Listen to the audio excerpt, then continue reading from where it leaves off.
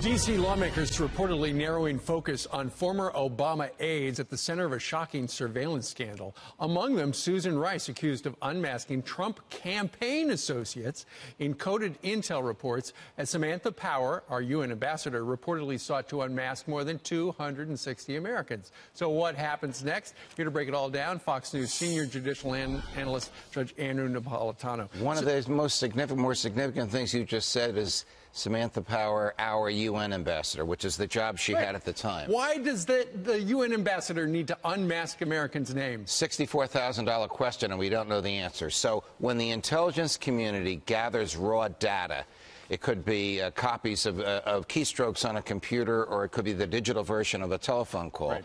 Doesn't have an identifier in there. So you and I are talking. It has the words we say, but it doesn't say Ducey or Napolitano. Unmasking is adding the names so that you know who's having the conversation.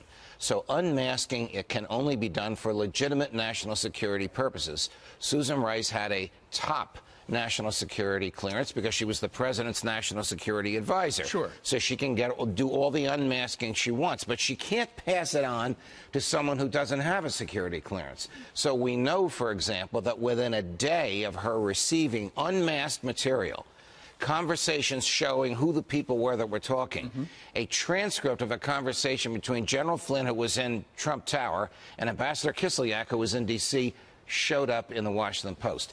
Fast forward to today, we now have learned that Samantha Power, President Obama's last UN ambassador, who has nothing to do with national security, who doesn't have the national security clearance, who isn't entitled to unmasking, received unmaskings over 260 times. Question, to whom did she pass it on? Sure. And why did they give it to her when, under her job description, she's a diplomat, she's not involved in intelligence or law enforcement or national security? How did she get it? Sure, and we don't know for sure whether or not Susan Rice passed this on to the Washington Post, but we do know that somebody wound up with the stuff, so there's a possibility she said, that's interesting.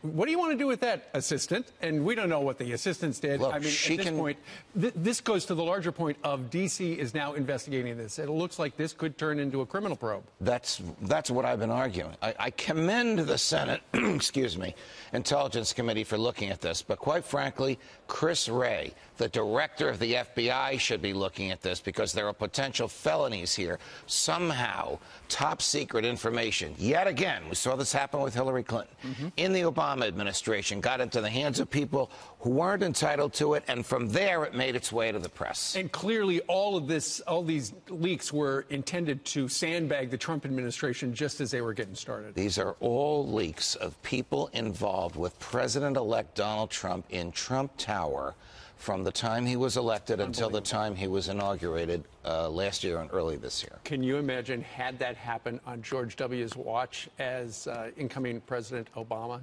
No, I can't imagine the Bush people doing that, but there would have been an unbelievable uproar, more than there is today. All right. Judge, thank you very much. You're welcome, Stevie.